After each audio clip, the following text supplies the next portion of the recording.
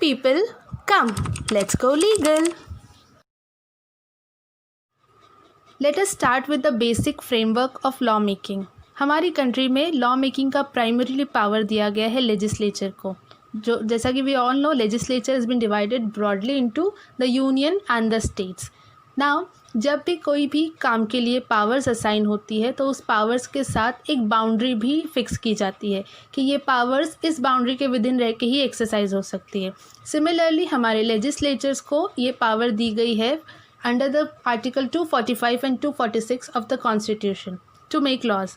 And इस powers की boundary बताई गई है शेड्यूल 7 के लिस्ट 1, 2 एंड 3 में. एक लेजिस्लेटिंग अथॉरिटी कॉम्पिटेंट है to make a law on a subject matter जिस पे उसे प्रॉपर पावर्स असाइन की गई है एंड वो प्रॉपर रीजनेबल बाउंड्रीज के विद इन रहकर उस पावर्स को यूज़ करें.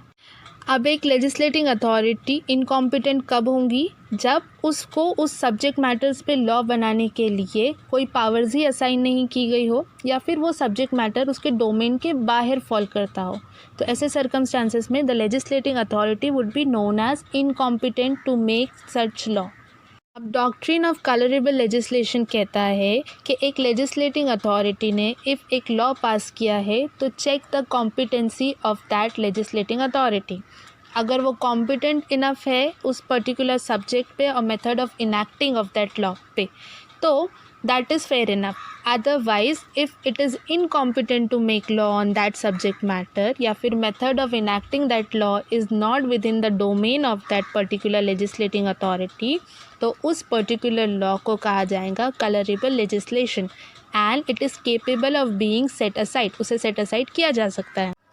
अब ये जो डॉक्ट्रिन है ये बेस्ड है इस लीगल मैगजिम पे जिसकी मीनिंग है कि जिस काम को आप डायरेक्ट वे में नहीं कर सकते हैं, स्ट्रेट वे में सीधे तरीके से, जिसके लिए आपको कोई भी अलावेंस नहीं है, देन उस काम को आप किसी भी दूसरे तरीके से इनडायरेक्ट डिस्गाइज वे में नहीं कर सकते.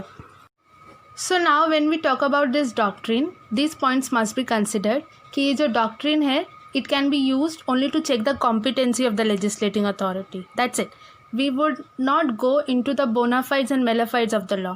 Law अच्छा है, बुरा है, error है, that is not considered under this doctrine. Apart from it, this doctrine restricts the overstretching of power.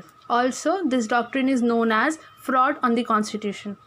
Lastly, if you guys wish to know what is the viewpoint of Supreme Court on this particular doctrine, then do visit our Instagram channel Let's Go Legal to see the quoted judgment.